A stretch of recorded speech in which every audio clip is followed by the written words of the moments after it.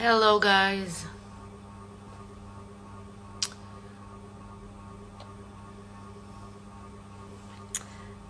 Okay. Hi, everyone. It's been really long since I've done a podcast, but I'm back, and I'm back with a topic that we all struggle with, and we all want to talk about it. My friend is here, and we are going to be talking about relationships. Let's just.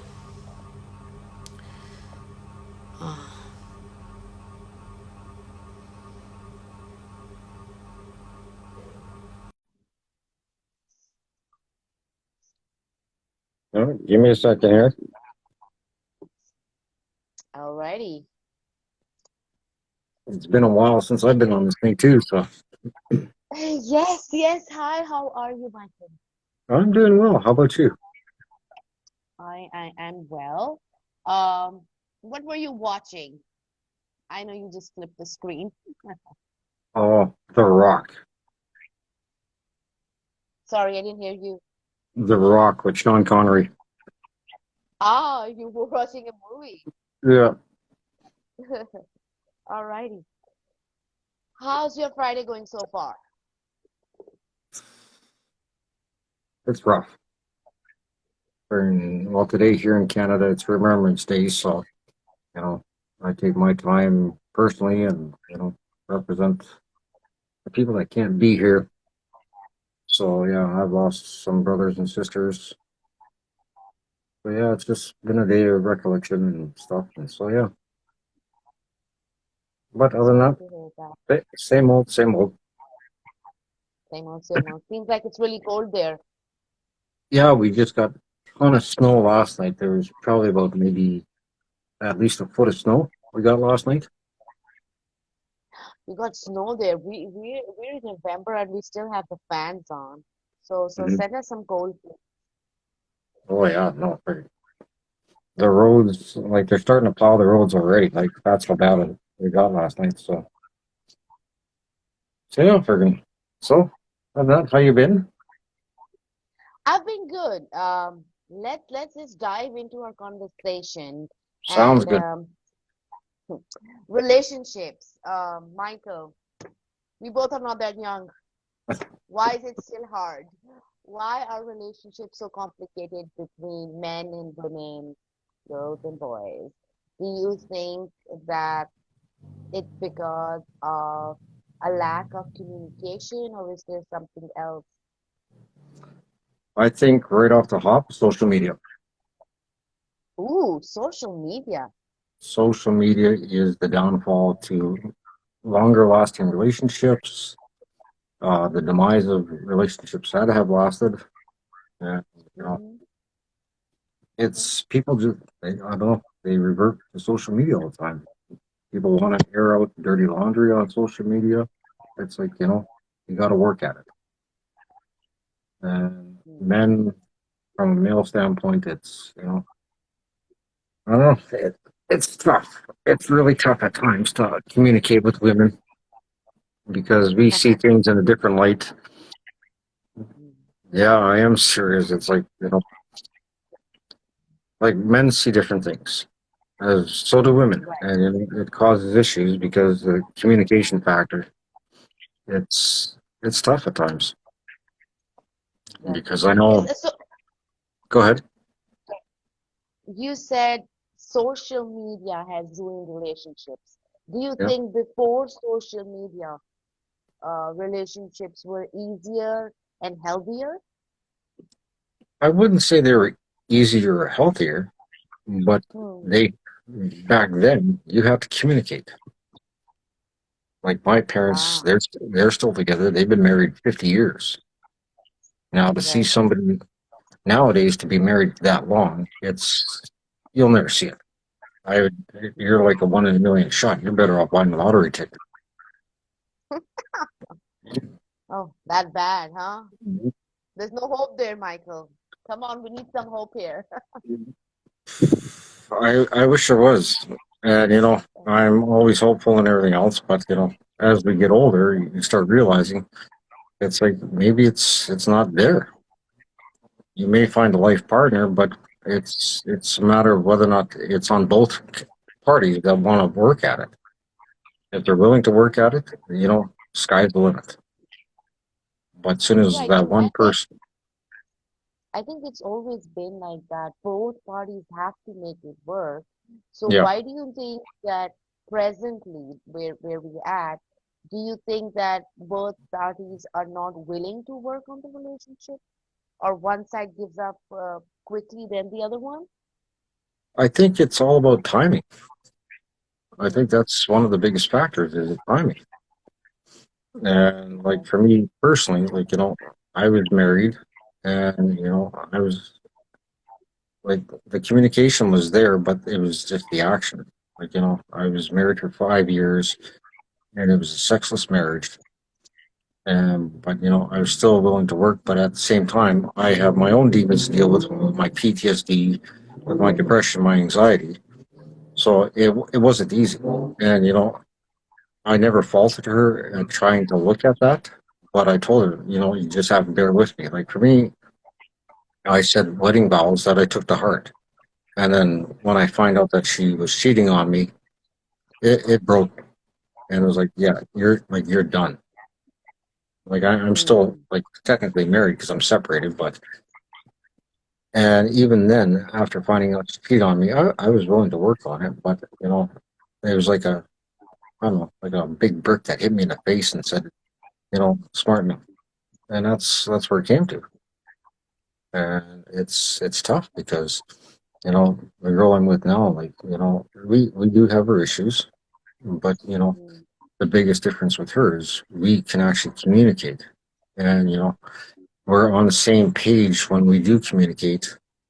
Where it's tough at times, but we may take a day or two to just ground ourselves again, but then we can still talk about it. And that's what I think people nowadays, they get too overheated, and then they just say screw it, like I'm done. They move on to the next person, and that's where social mm, media comes into effect. And outside players, it's like back in the day, you didn't have social media or anything else, so you had to work at it if you want to make it work. mm, And if you truly care about somebody, like you'll go to the depths of hell to make it work. mm. So, Interesting. Michael, being an adult, what do you think is the number one thing that is important for a man when he's putting himself out there? What is the one thing that he's expecting from a woman? Now you mm, more about it. Good one. I that's got a you there. loaded question. I Um, think I think on top of my I think for women it might be the fact that they want love, right? I think for most women it would be the fact that they want their man to love them. So love would be like the number one thing.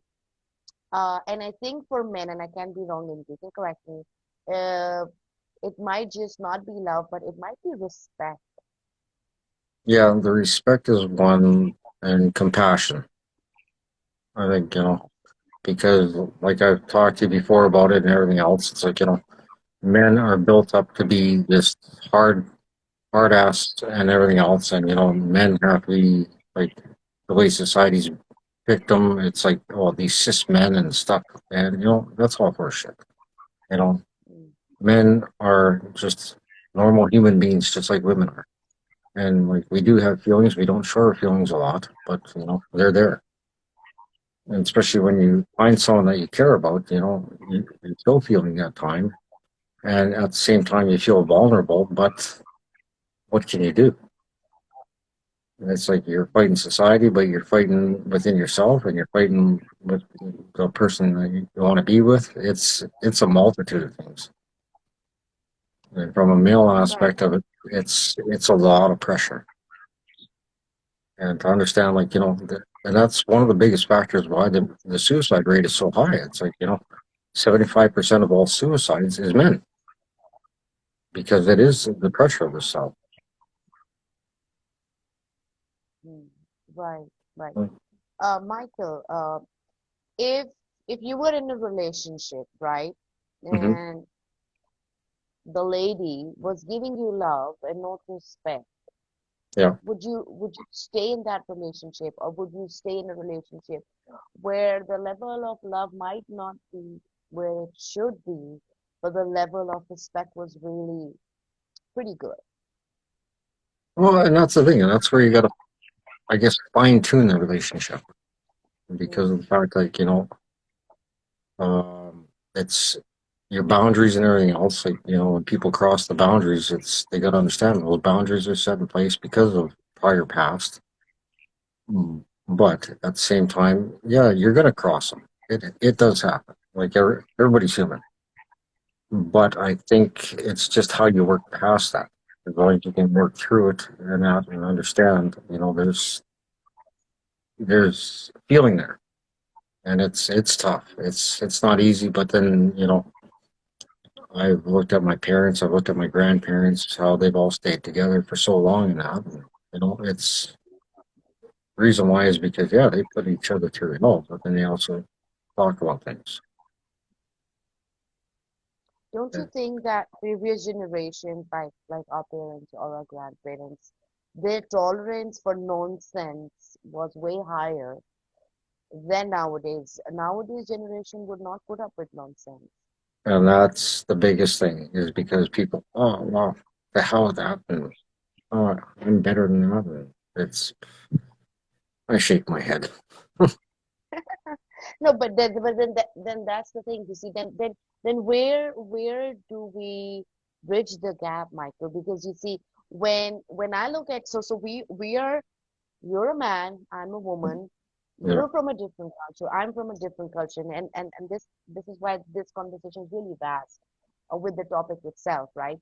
yeah, My thing is that, seeing my background, you see, women from the past have set the bar so high in such a wrong way that for yeah, us to reach that, for me, for instance, to reach that is insane. Why? Because now we are told that we have to compromise, right?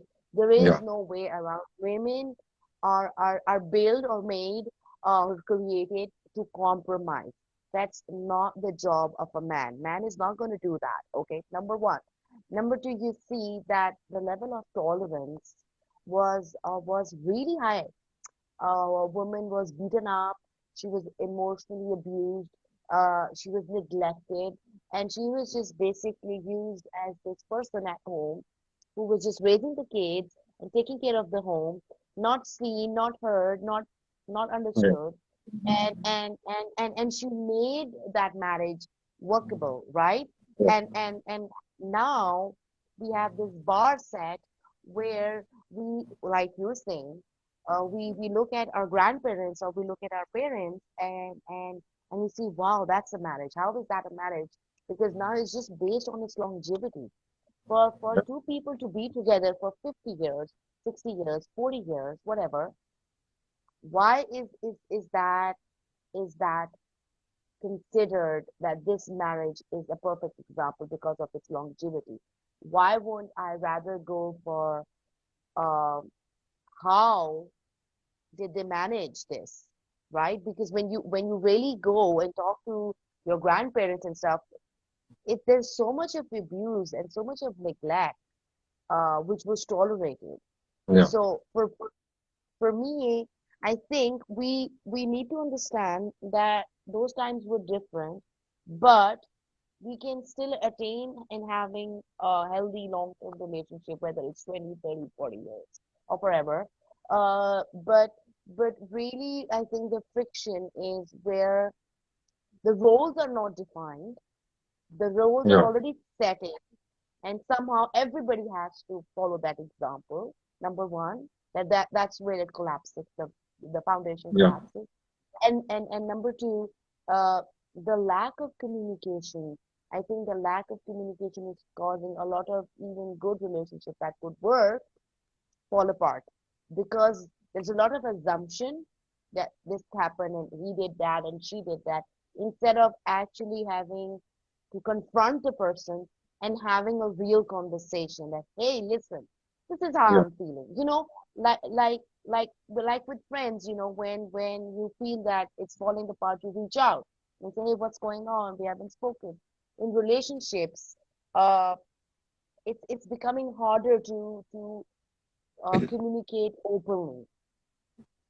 Yeah, well, see, that's the thing. Like with guys, they don't really voice their feelings too often. It's a downside to that, but it's the way society has built the stigma. Hmm, hmm, So, like for me personally, like I don't say a lot some of the times, and sometimes I should, but I don't, and I keep it bottled up. Because for me, I feel like I don't feel like I need to burden somebody else with my issues. And even that being my spouse, like, I don't feel I need to burden people. And that's a me thing. And so, trying to work on that. But then you got other people that just want to blurt out everything all the time. And you got to find that balance. And without that balance, like, nothing's going to ever work. Nowadays, society has created people searching for the ultimate utopia, searching for that perfect person. Well, sorry to burst people's bubbles. It doesn't exist. Like, there is no perfect person. There's close to perfect, but not perfect. Like, I'm I'm far from it. I'm damaged and everything else, but I still try to see the good in everybody. And it's gotten me in a lot of trouble, as we've discussed in the past, and it's unfortunate, but it happens. And it's an old military saying where you suck it up and soldier on. Where and that's a men aspect. Where like we stay, yeah, we we we listen to you, and yeah, we may have a deer in headlights look, and women get upset, and it's like, don't get upset. Like, we do listen to you, but at the same time, if you raise your voice, like for me, I don't like yelling. If you raise your voice to me, I shut down, and it's the way I've been built. And when you yell at me, it brings me back to a time when I was in the military, when people are yelling at me all the time. So I just stay focused, and that's it. I don't listen, and I pick up key points into the conversation, and that's it. Other than that, I don't say anything. And that's how I was trained in the military. Whereas civilians, it's a different story. I don't speak for all men, but there are men out there that are physically abusive to women, which I don't condone at all. Like, right, nobody, I don't care if you're a man, woman, child, whatever. Nobody should be putting their hands on anybody. right, And absolutely. and when people can talk civilly to one another, I think it's huge. Like, you can argue your point without raising your voice, like even that one little octave. Don't even raise it to that one next octave. Like, just talk. And it speaks volumes, especially for someone like me, you know, to speak to me. May not be like I'm listening and stuff like that. And yes, like I have traumatic brain injury, so I don't remember a lot of things. And then all of a sudden, it's like 2 weeks later, I'll forget about it. But don't fault me at that, because I've got my stuff, and it's from a male aspect of a relationship. It's like some men are built differently than others, but for the ones that are the good ones out there, I say just give them patience, give them time, listen to them, and if they start pulling away from you, all it takes is just that one little, I'm just thinking of you. Have a good day. That's all it takes. And that he's gonna really, really think about things, and it's gonna sit in his head. And I guarantee it works. Like, something simple as that. And it's it's, I don't know, life changing. But then again, that would work for the right guy, right? Not Yep. for the right. Uh, Michael, it's really interesting because when you said that don't raise your voice with me, right? That's a trigger for Mhm. me. I Yep. think that we started off with the conversation where I said that for men, instead of love being the priority, respect is the priority, and you just reflected on that. Now, this woman, Yep. supposedly, let's say it's me, I may love you, but if I'm raising my voice, that's a trigger for you. and that sets the alarm that she's being disrespectful, and you're shutting off the relationship. Yeah. Uh, and so I think really understanding relationships is where we can really sit down and not define roles as they've been defined to us. So Yeah. so the foundation that's been given, the model that's been given, if we can dismantle that and say, okay, this does not have to be my ideal for my relationship, Yeah. and I will define with this person as I get to know them how our relationship is going to mold and look like, and how we're going to play the roles in this relationship. I Yeah. think there's a lot of pressure, and it's really interesting because I had a friend, and she's the one working, and the husband is not working. Okay, he's unemployed, Hmm. and we were having this discussion, and she's like, he doesn't have a job, and I was like, listen, just stop for a minute. He doesn't have a job, and you've been working for a year. Why is it bothering you? You think he's a good man, he takes care of the kids, he takes care of the home. What part of him is bothering you? So And she's like, he needs to work. And I said, who said that he needs to work? Why don't you just really sit and think for a minute that maybe your relationship could be where you go out and work, and your husband doesn't want to work, and yeah. can stay home, look after the kids, look after the house, and it can be fine. And it was really hard for her to really like let it sink in. Like, and she said, no. That's because you're setting the bar with an example which probably doesn't suit you in your relationship. Maybe your Yeah. husband is fine Yeah. staying back. If you're okay staying home, why can't he be okay staying home? You're okay to work hard. You're okay to build your career. Then why don't you sit and think about it instead of ruining the marriage because he's not willing to work and he's happy being home with the kids? See, and I think that's, and that Oh, becomes I people's just lost selfish you. needs. Michael, are you there? Yep. Yep. I'm Okay, here. gotcha. Yeah. You're back. But I think it boils down to people's selfish needs. It's like, yeah, I want a guy. He has to be a doctor and he has to drive a Benz and he has to own a house and everything else. It's like, Right. well, then, okay, he owns all that. That's one thing. But then how is he as a person? Like, if he's got all this stuff, so obviously he's worked very hard to get where he's at. Hmm. But he could be just going to the golf course and golfing all the time and not wanting to spend time with family. But, oh, well, yeah, I've got money. It's like, well, money doesn't buy happiness. Like, it's a brief happiness, maybe, but yeah, it's baffling. It's truly baffling seeing. I've seen a lot of people come and go in my life and their relationships, and to hear stories and that, it's crazy. Like people, oh well, no, I just don't like the guy anymore. It's like, well, yeah, I don't know. I can't explain it. For guys, it's not everyone values those things. They value different things. Exactly. Like, everybody's Well, there. you can value different things Yeah. and still respect the relationship. Yeah. I think one of I think some of the things that I think that's really ruined us is that opposites attract. I'm so against that mindset. I don't think so that ever Okay. works, and we've been brought up with that. I've grown with that if opposite is going to attract. So somebody who is similar to you is not a relationship that's going to work. But as in, I tell my daughter and I tell people, when you go out, when you make friends, you find things that are common. You never go for people who are different because then you don't have anything to do together. So how can you go find I did. a life partner where you're totally different? See? How is Um, that going to work? Even with me and values, me and I my think ex-wife, we were opposites.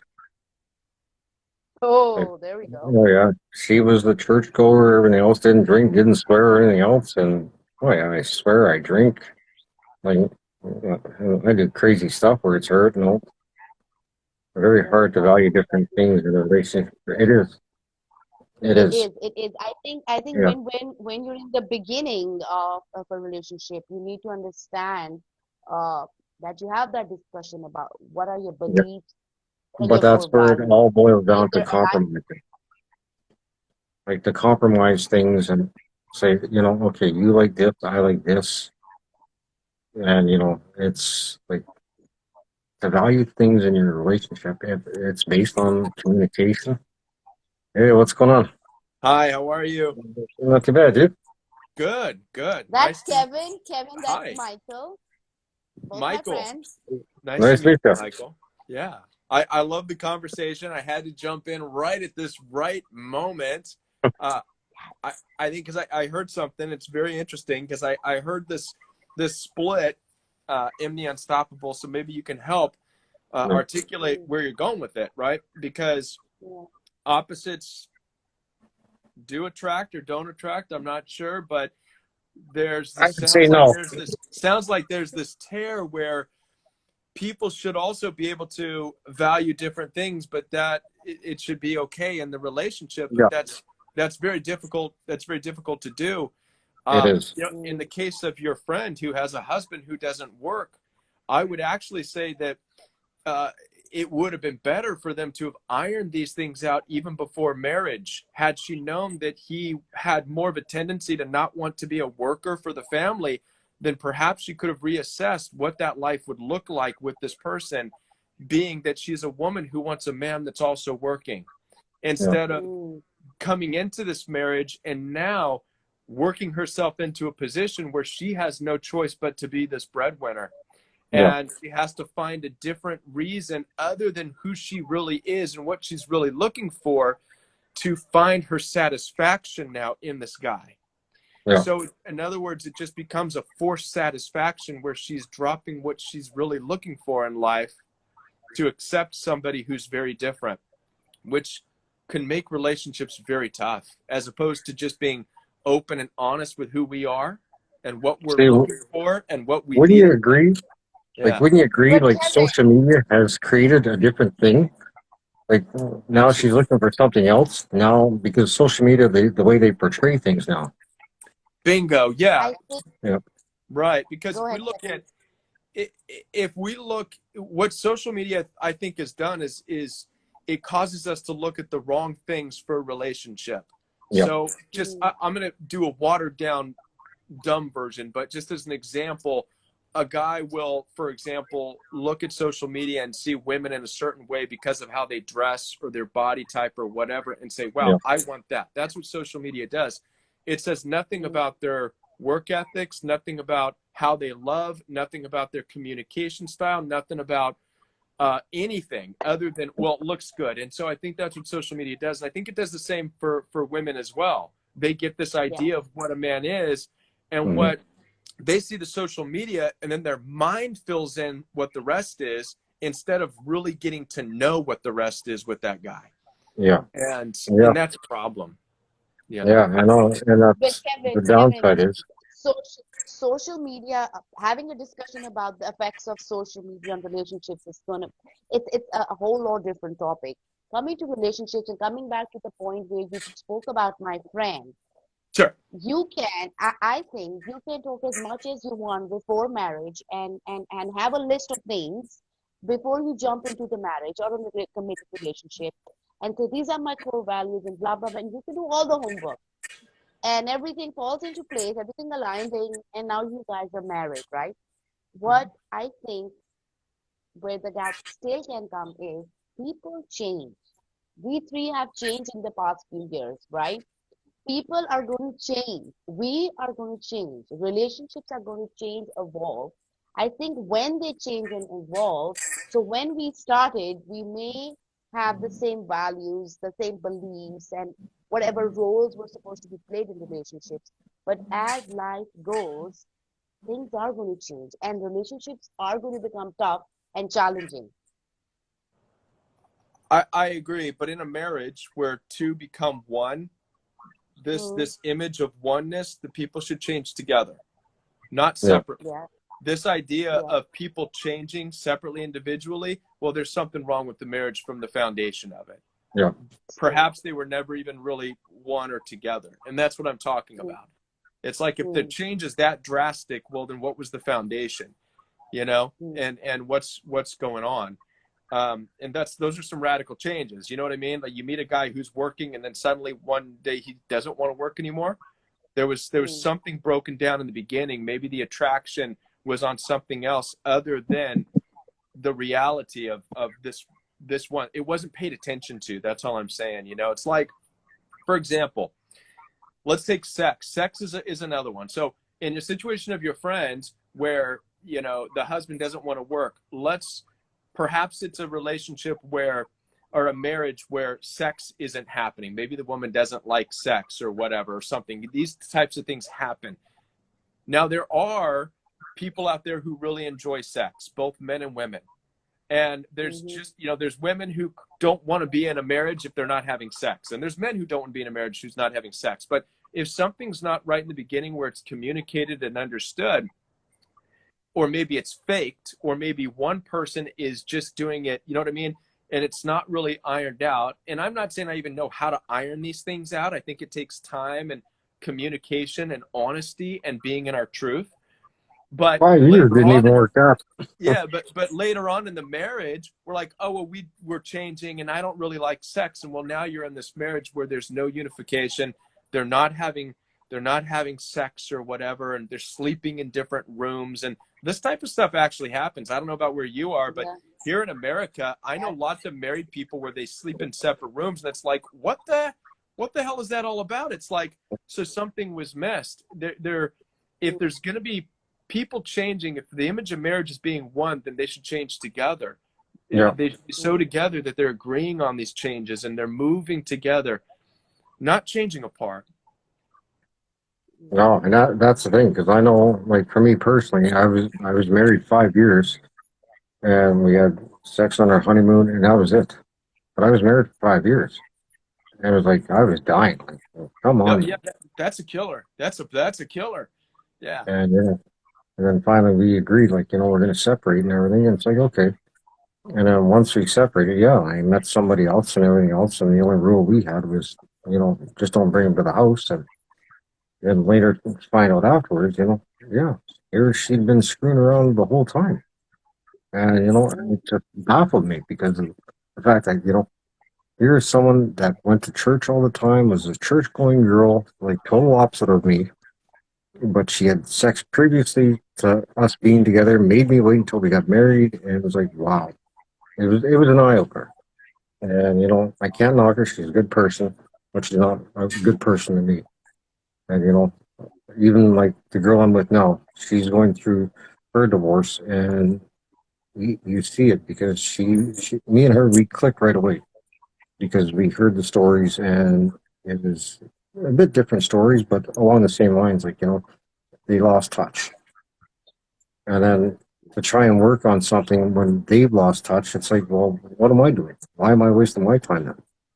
And, I'm thankful that things happen between my wife and I, or my ex-wife, because if it didn't happen the way it did, I'd never meet the person I'm with now. Right. So, it's... I think people, again, social media comes in, but I think that sex has become so underrated and is just used for the act itself, that it's more shamed upon.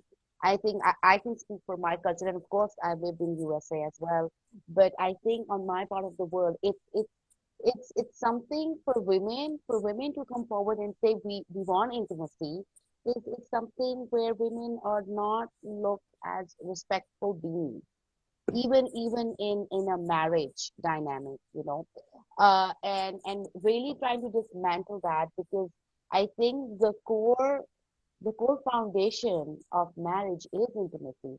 So if one of the partners is going to be shamed for wanting less or more or whatever, the foundation already has cracks in it. So Bingo. to really Bingo. to And it's so a we have to really mismatch. be, Yeah. it's a mismatch. I think we really need to like get really really comfortable as like we're breathing about intimacy in relationships, because that's that's that's what's holding the relationship. You're not having sex outside marriage. You're having it with one person. You can have many friends and many siblings, but intimacy is just shared with one person for the rest of your life. So if that takes a backseat, or if there is none in the relationship, that relationship is never going to You're work. screwed. You're Yeah. screwed. Yep. You're screwed. You know. Yes. And so, but Yeah. likewise, you know, and the same thing can kind of apply if you think about it to your friend also. You know, so I would challenge you to kind of understand it from her side too. She's kind of in the same boat. If what she always thought of men is that men want to work, men will work, men will work to provide. And look, Yeah. not all men want to, and there are women out there who really don't care. So there are women who are like, yeah, I make so much money, I don't care. I want to stay at home dad, right? Yeah. And maybe it's great. So good for them. But in this situation, you kind of almost have to step back and say, you know, were there any signs that he would be like this before you got married? You know, why were they ignored? You know what I mean? And or in a way, just kind of empathize and in that way. So it does sound like a mismatch. You want a partner I in life. think, You want a partner in life who's going to work with you, so you can go somewhere. And it doesn't sound like you have that right now. Kevin, okay, she's my childhood friend, so I know her really well, okay? And there is, when we had this discussion, when I sat with her, we had this discussion. What I sensed and gathered from her sharing was, I really didn't think she had an issue. Her intimacy was fine. It was wow. Everything was fine. She loves her husband. Her husband does a great job being at home, takes care of everything at his end. I mean, he's the perfect husband, really Oh. good in bed, but he doesn't work. And what I gathered was the pressure of either her side of the family, or generally in the culture that we live in. uh Her husband is not going to get the respect for being a stay-home dad. That's something culture is not accepted as a part of the But world. see, that's the And thing, once again, with society, is because there's that stigma of, well, men have to be the providers, men have to work, and all this other stuff. Like, Yeah. what? right, Okay. Yeah. If that's it, then yeah, that being the case, yeah, then you're right. You're absolutely right. You can. It's who cares what society thinks. Yeah, exactly, yeah, It's your marriage. yeah, If you're happy, that's all that matters, right? If and you're Kevin, not and happy, when you gotta do something about it. But Yeah, and when we started, that's what we were talking, me and Michael, is the thing is that why are we taking a global definition of how a marriage needs to look for everybody? right, Like, why? Why right. can't we just say, this is me and Kevin, and we will see how we're going to make the relationship work? Amen. Because, yeah, instead of, okay, this is the example, this is the model that started from like centuries before, and we're still using that model. It's not going to work. That is why I believe that marriages are falling apart, relationships are falling apart, because the example that we're following has already expired. Yeah, yeah, and in that too, you know, part of it, it's separation from the world. But you know, one of the things that's interesting about like I typically lean on the Bible, right? And one of the things that was a command in the ancient Hebrew literature of the Bible is it said, therefore, a man and a woman must leave the mother and the father and become united and become a new family. And so I think the image, the understanding here is if you can be so bold enough to walk away from your mom and dad, I don't care what you think about. This isn't your marriage. This isn't your life. If you can walk away from that, you can walk away from the rest of the world and what they say about your marriage, and you can then be the two people in a marriage that you're called to be. You could be each other's everything. You could be the brand new family, and so that's part of it. So a lot of people's inability to separate themselves from the world and what the world thinks, in a lot of ways, is their inability to even separate from their own moms and dads and brothers and sisters. And people who are unable to separate from them going into marriage, a lot of those marriages are doomed. A lot of marriages get wrecked because of people's inability to detach from their mommy and daddy. See, and it's funny that you mentioned that because that was one of my biggest things that I've come to realize when I got married.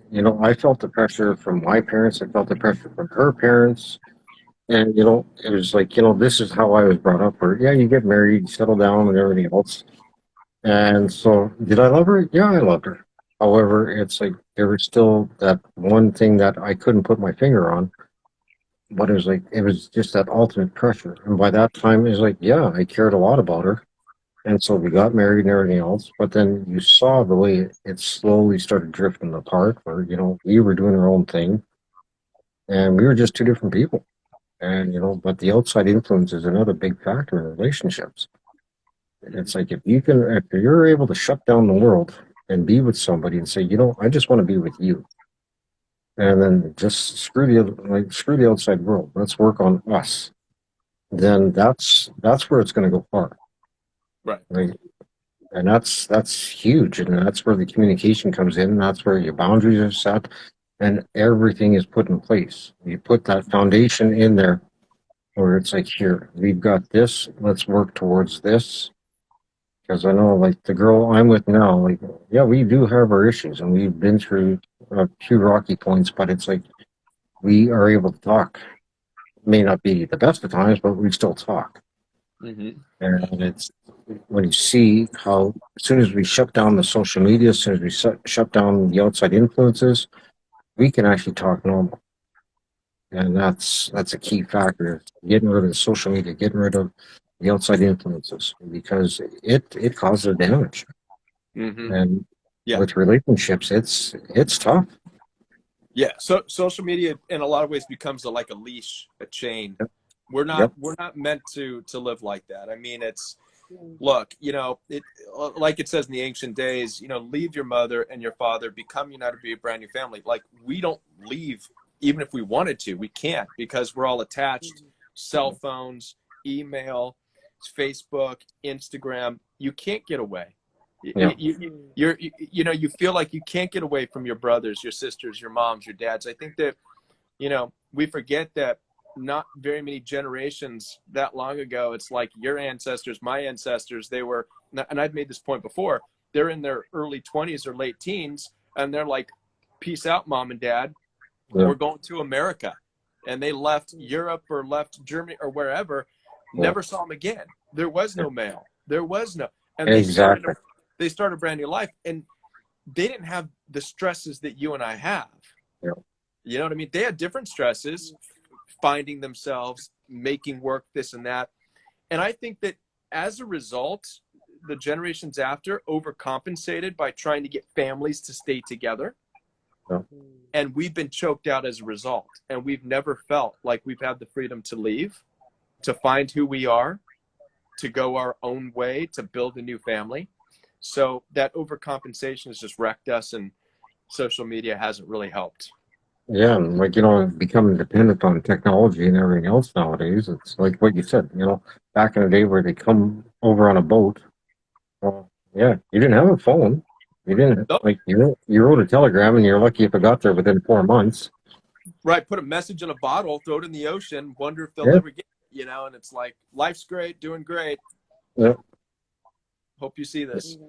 Exactly. It's like, yeah, I know when, like, the relationship based, especially for men, because between social media, uh, social propaganda, everything has built men up so high. And now you've got, and it's no disrespect to women, but you've got women that are wanting to be more powerful than men. And it's like, this isn't a competition. And then they say, oh, no, but we want equal pay and everything else. And, I understand equal pay, that's fine. But don't try to go above somebody else. I don't care, man or woman. Everybody's equal. I think most women, if they would understand this place, I heard MD Unstoppable say this before, the role, I believe they would know just how powerful they are. Oh, I know. Women are already powerful. They're Yep. so powerful that Yep. men work their asses off Yep. just so that they can go home to a woman and just feel that nurturing embrace. That's the power of a woman. Yep. Right? Yep. Exactly. And not only that, but they can also work and they can also take care of things. It's like women are powerful, but it's I don't, I just don't think they fully even understand or even appreciate their own power in it. And instead, I think they want to trade up their power for the power that men are supposed to have, because Yeah. the powers are supposed to be different. And Yeah. I just wish, I think if they just knew and understood their own power and who they are and able to stand in their truth, then they would also accept the power that, the man has, and the two would be one.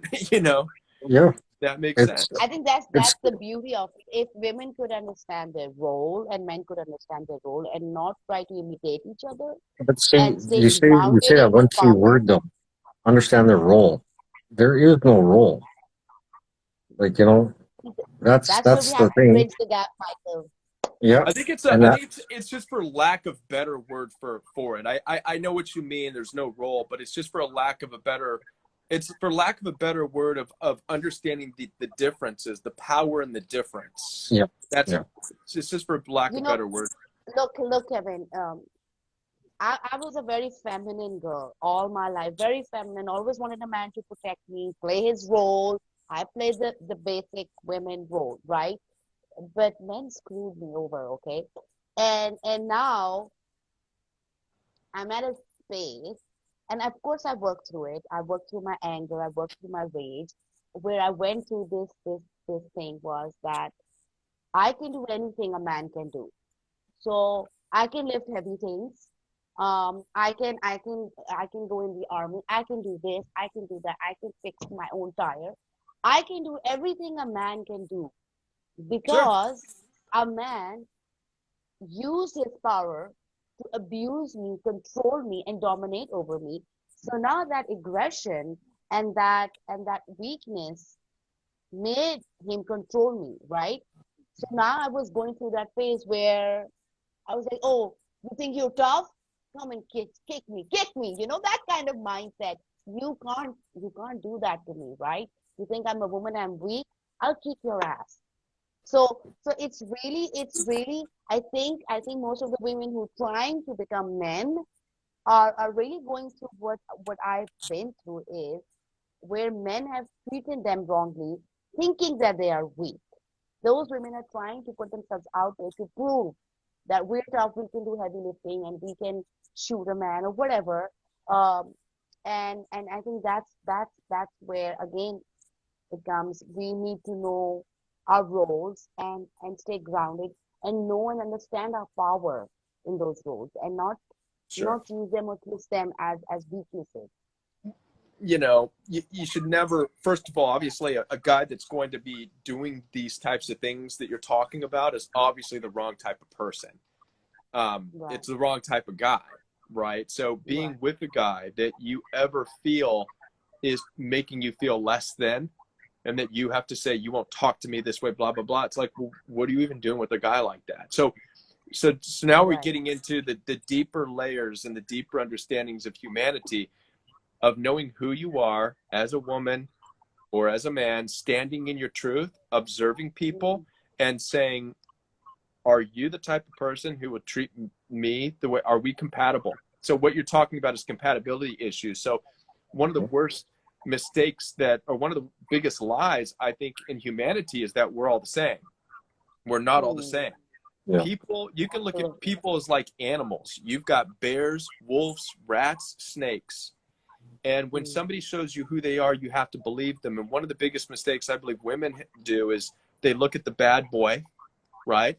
They look at the fucking wolf, excuse my language, and then get mad when they're like, I was beaten down and abused and this and that. And so I wanted to stand up. And it's like, well, what were you doing with the wolf to begin with? Okay, Yeah. so you were never taught that that's not who you are. You have no business associating with that person. Oh, but their eyes were so cute, or their muscles were so greasy. I couldn't resist myself, right? And it's like, okay, well, you learn to look for the wrong things in a relationship instead of standing in your truth, saying, this is who I am, and I'm going to give myself and reward a man who's going to honor me. So that comes down to being with somebody who doesn't honor you to begin with. And so as a result, yeah, you get crazy and you're like, nobody's going to treat me like that. Well, the right man for you who's going to honor and love you would never even think of treating you like that. And so I think what we can look at as far as abusive relationships in this way goes is, one, I think it does introduce you to how strong you can be, right? Because you can be this tough person, right? And I'm sure you could probably kick my ass, right? I would, and I'd be like, do it, girl, I'm down, right? No, but what it also does is eventually in the healing phase, you're like, yeah, but I don't want that. I would rather find a man that's not even going to want to bring that out of me, but is going to want to love me and accept me and embrace me. And I want to make sure that I'm also that for him, which means I have to fully know myself, everything about me, and then I have to be able to see how that compatibility exists with that guy. And if he's going to bring out nastiness in me, well, what am I wasting my time for? I don't care how nice his eyes are. That makes not a bit of difference, right? If he's going to bring a fight out of me, why do I want that? Right? I want someone who's going to encourage me. I want somebody who's going to be with me. I want somebody who's we're going to honor each other, because that's what a relationship is. Two oxen. The Bible says that's being equally yoked, by the way, right? Two oxen moving together. Well, I think that's the thing, once again, social media and the way things are portrayed and everything else. Like, growing up, you're in a relationship, whatever, and you get hurt by them. Like, you're young and dumb and things like that. But as you get older, you start realizing things, and you either fall back into the trap or you move forward. But there's still that damage within you, because this person did this to me, so it scars you. And move on to someone new, sort of thing. When you're older, you look back and think, well, this happened to me back then. Do I let it slide this time? And, and women pick up on that. And they see, oh, yeah, well, being an empath, okay, the narcissist will feed off the empath. And it goes and it stems. Because I've dated the narcissist, and yeah, like it was toxic. And did I learn from it? Yeah, I learned a lot from it. But, there's still some traits where I'll still let slide, but it's, and from looking at the female aspect, they'll pick up on it. And how they pick up on it, I don't know. Don't really care. But then sometimes they try and twist it. And it's like, oh my God, like it's just crazy. And, and that's where it goes back to the men mindset, where it's like, like, what do I do? Like, you're still stuck in that old-fashioned way, in that old-fashioned manner where, you still got to treat the woman like a gentleman, sort of thing. But nowadays, the women, they don't want that. They say they do, but they don't want that. And for the women that do want that, it's very far and few. Because my narcissist, I opened the car door for her, and she got mad. I'm like, really? Like, okay, whatever. Like, the woman I'm with now, like, I still try and make sure I open her the car door, and, I know she appreciates that. She may not say it all the time, but I know, like, because it's that look in her eyes. So it's like, it's baffling. If a girl gets mad at you for opening the car door and she's getting mad at you for who you are, right? Automatic. Okay, well, we're not compatible. Red flag. Yep, Because exactly. that's a part of who I am. I'm gonna open it. I'm gonna open the damn door. So, and it gets hard, especially let's say if you've already maybe engaged in sexual activity or something like that. Well, now you're kind of invested. And so it becomes harder to do that and say, okay, that's a deal breaker. But goes back to what I was talking about earlier. If you take the time initially in a relationship to observe these things, right, before it gets too invested, and you start to be honest about who you are, you start to immediately say, is this going to be a good fit? I'm a person. How's she react to me? I'm opening the door. She exploded at me. Whoa. Okay.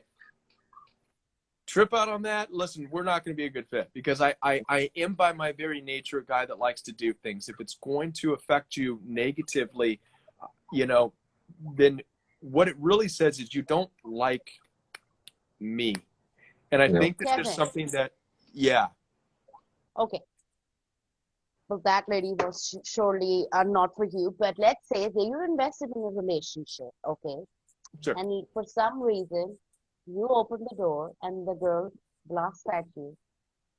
Don't you think that when she reacts that way, you first need to have an effective, clear communication on asking her, why did she act like that? And then telling her who you are, why are you doing that? And then seeing if you could bridge that gap where she would actually appreciate you doing that for her instead of reacting that way, because I think a lot of background comes in, like you said before as well, that if he's a wolf and you went for the puppy eyes, that was your mistake. But then you see the model, the role model at home could be the dad who did that to you while you were growing up. That environment was there, or it was the brother, or it was just the environment in general. So don't you think before uh just really just calling it off, we should have a clear communication? But not in your case, Michael, of course, that relationship didn't work. What I'm trying to really get into is that relationships are going to be tough. You are going to be in tough situations. uh, isn't it about clearly communicating and seeing if we can bridge the gap where we can meet at a center point to make it workable That's automatic. instead of That's automatic. I right? mean, that what you're saying is automatic. You know, in a situation like that, you open the door, someone explodes, automatically you're going to be like, are you okay? What was that about? So really what we're Right. talking about then is the response to that. It's not always Okay. necessarily the things that they do. It's the response when you are interested about it. And that's really what kind of gets you to understand what narcissistic, abusive people and personalities are. Because in a healthy relationship with somebody who likes you, they'll say, okay, look, back up. You open the door, and I'm used to people making me feel like I can't do something for myself, and that's all. That's all. I apologize. I'll work on it. Okay. You see the difference? Or if it's like always some freaking argument. I said what I said. I did what I did.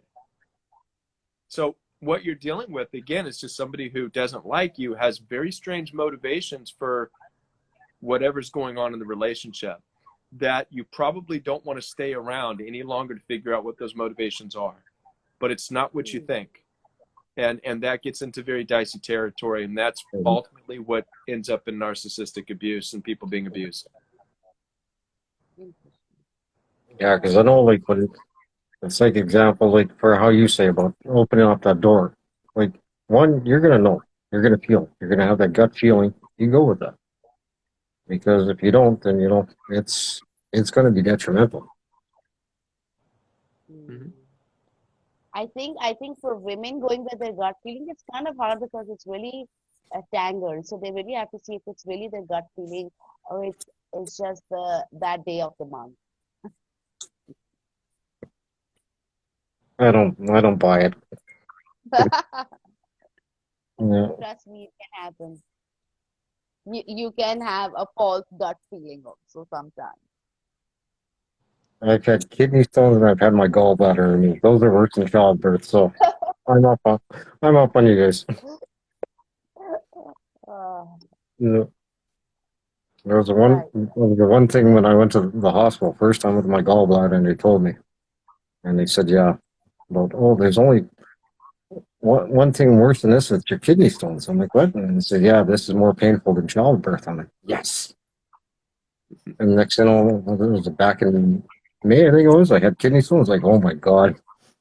So, like I understand like how women feel, and I understand like when it comes to relationship, but it's like men are built differently now, and some are still stuck in the old ways. Some are stuck in this new millennial way, and it's trying to find that balance. Like the old way, they had a solid foundation. The new way, they have good ideas, but then it's trying to balance the two when it comes to relationship, because this today's day and age, it's crazy. Mm-hmm. And So how do you balance it, Michael? say again. How do you balance it? I just don't give a shit. I just go with the flow. So yeah, I think going with the flow is the best thing you can do. Yeah. No, no, like I'm lucky enough where I've actually met somebody that understands, that isn't going to judge me per se, and it's tough at times, but I'm just like I just go with the flow, and it's worked out. Like I minimized my circle of friends and everything else because I just don't need the hassle, like social media and just even out in public and that. It's like I just I couldn't be bothered anymore. Getting too old for all this garbage and nonsense, and it's it's a waste of time, big headache. Like I got my own shit that I got to deal with. Like I've got PTSD, I've got my depression, my anxiety, so I got enough on my own plate. Let alone dealing with Veterans Affairs. So then if they can't handle it, then I don't need them. That's a good point. Good point. Life is hard. Life is hard already. The ideal partner will not make it harder. Yep. Yeah. The ideal partner is supposed to be your partner through it, not another stopping force that's hindering you. Yeah. Exactly. And that's Kevin, the. Kevin, how do you get that partner? What's that? How do you get that partner? How do you get the partner?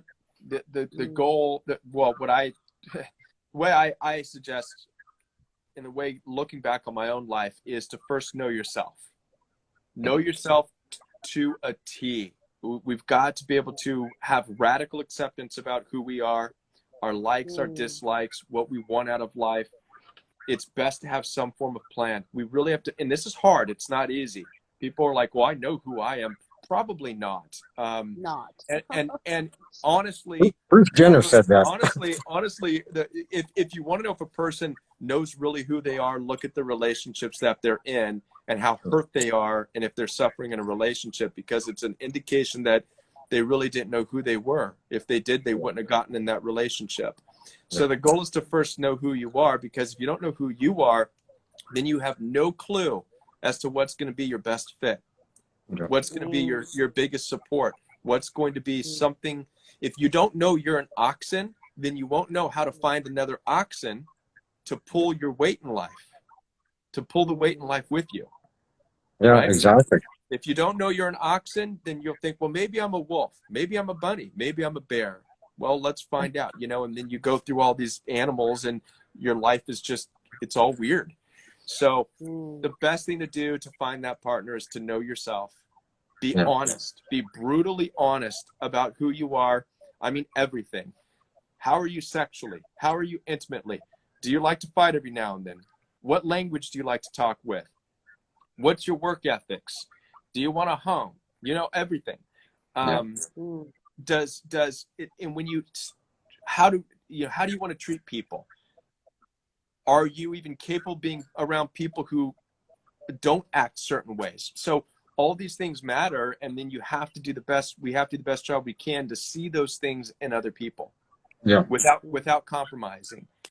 Through observation, through dating, without throwing everything into it and investing everything. It's like, because that kind of doesn't ruin it, but it's like, look, if you go in there without knowing somebody and you've already given them your body and you're getting naked and having sex, well, you've just invested a huge part of yourself before you've even observed whether or not they're an oxen with you, and then you got a lot of backpedaling to try and sort out, and that's harder, So that's the thing, like, especially when you're dealing with a narcissist. Like, I know, like, for me, when I dealt with mine, like, I was doing everything possible.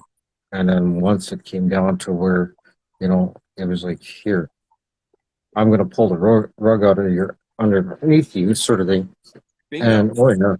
And then she, like, and that's a pure narcissistic trait, is, he slandered me and everything else, made me look like this evil person. And it's like, really? Like, What got you trapped in the relationship early on, if you're to be honest about it? What, before you observed those things, what did the relationship start with that grabbed you? Was it the sex? No, actually, it was just like, just fun, enjoying time and everything else. Like just going out having fun. Like, yeah, we'd sit there and drink and every now and then, but once we actually started getting more serious, one, yes, there was the sex, but two, like she drank a lot, and it took over everything. Did you And drink I a lot? Did you drink a lot when you met? no, actually, I stopped because of her. Really? Yeah. Well, it was Because good. Yeah. Okay. yeah, but it got to a point where like she'd be like, "Oh, can you drive me over to my friend's place at 3 o'clock in the morning because they're having a party?" It's like I've been sleeping since 12. Like I'm not waking up just to drive your ass across town. And it's like, oh yeah, it was very, very toxic. It ultimately, keyed my vehicle, put a hole in my wall. She was criminally charged. Wow. And like, yeah, Yeah. like that's how Right. bad it got. So Michael, yeah. you Again, know, go ahead. uh, so when you asked Kevin, what pulled him to the relationship, for me, what pulled me to the narcissistic relationship was I suffered from low self-esteem. And then not knowing who I was, really, I didn't know who I was. Something we never thought of while we were being brought up. And then when I did my healing, the only question that I really focused on was, instead of focusing on him, I shifted the focus to me and started asking me, why did I do this to myself? Instead of saying, why me? Why did you do this to me?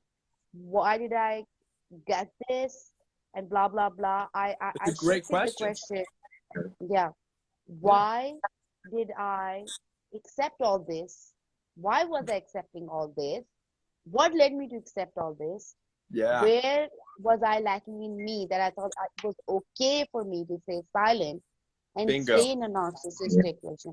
And that kind of Bingo. like changed everything in my healing, because my focus changed from him and his the blaming and what he's done to me, to really focus on me, why I let that happen to me. That was a game Bingo. changer.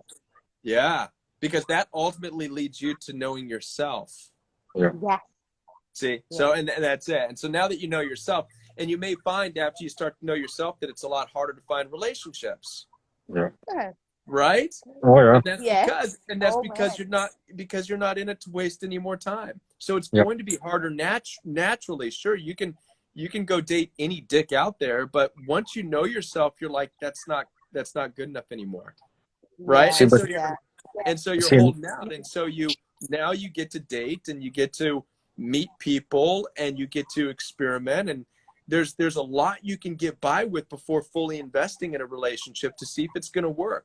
I mean, you can use Mm, flirtation in ways to see, will we be compatible sexually. yeah. mm, Flirtation can manage to do that. Then you can observe, well, how do they treat these people? How do they treat those people? How do they talk? How do they work? mm, What do they, you know what I mean? Where are they at? What's their faith? What's, you know what I mean? And you start to piece together your community of people eventually, and narrow down to,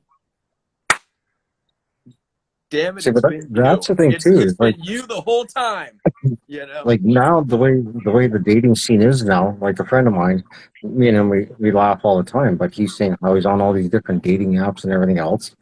And this is how it's changed so much is because it's a dating site, so you talk to multiple people. Well, this one girl that he was talking to, she's like, "Well, why are you still on a dating site?" And I can commend that. Like, okay, yeah, you want his full attention. However, she was still on the dating site. So it's like, well, why are you still on it? And you're questioning him on why he's still on it. Yeah. And then he was like, well, you're on it, so why can't I be on it? You're talking to multiple men. Why can't I talk to multiple women? So there's that double standard again. It's like, well, I Right. want you only, and you can't talk to anybody else. And it's like, no, this is a dating site. Like, you talk to everybody.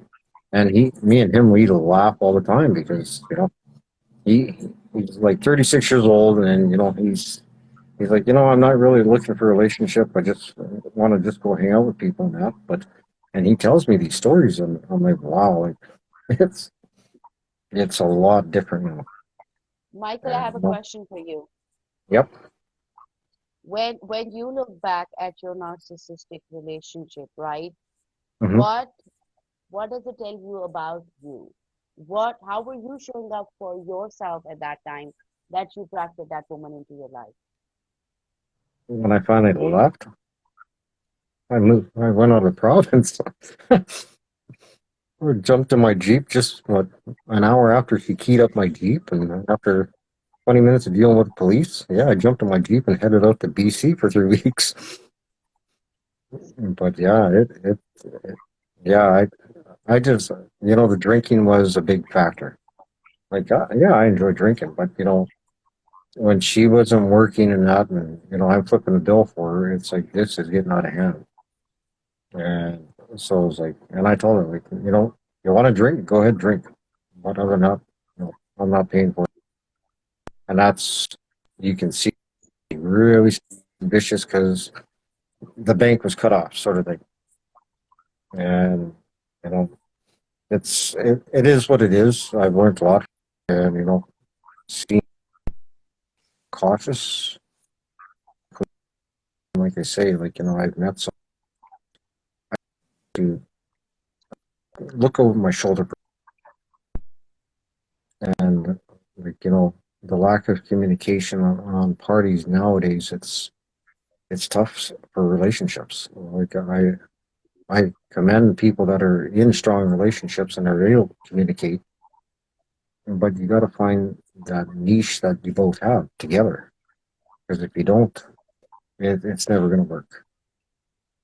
Like it's sad, but people are jumping from one person to the next, and Right, it's making society like I don't know. Well, right, right, it's disturbing. right. Thank you, both of you, for coming forward and having this conversation. I just want to let you know this is just one part of the mini series of relationships that I'm going to do with Michael. And Kevin, I want you to join us. Yeah, We thanks so are much, Kevin. Great to meet you. Nice to meet you, we are Michael. going we're going to do many of these conversations where we're going to talk about relationships, where we're going to bridge the gap, how to put yourself out there, how to date again after 40, and a lot basically a lot of layers of relationships. Did you Uh, say after 40? after 40. Are you after 40? Yeah. Wow. I'm going to be 40 next year, so Hmm. that's why, you know. All righty, guys. Thank Yeah. you so much. Kevin, thank you for joining us. It was always Thanks for letting enjoyable me know. and learning Appreciate from it. you. Yes, Yeah. yes, yes, yes. Thank you, both of you. I hope you all enjoyed and take care of yourself. All right, take care. Bye. Bye now. Bye.